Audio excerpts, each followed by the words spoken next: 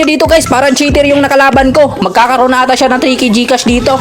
Meron ako ditong 100k na cash at meron din ako sa Gcash ng 18k. Bibigyan ko ng 3,000 Gcash ang makakatalo sa akin sa 1v1. So pipili lang ako ng makalaban ko dito sa 1v1 sa mag-PM sa akin sa Facebook page. So para makasali sa 1v1, dapat i-heart and share mo lang tong video na to at dapat naka-follow ka na. Reveal foul creatures.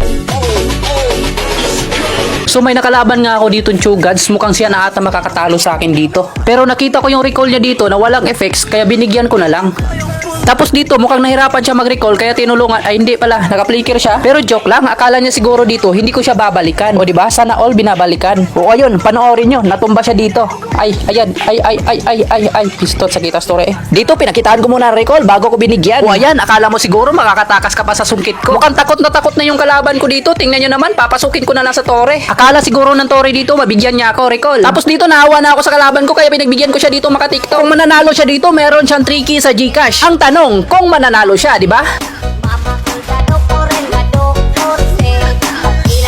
So ayun guys, sa mga gusto magkaroon din ng Gcash dyan, i-follow mo ko, i-message mo ko doon at dapat naka-heart and share ka na.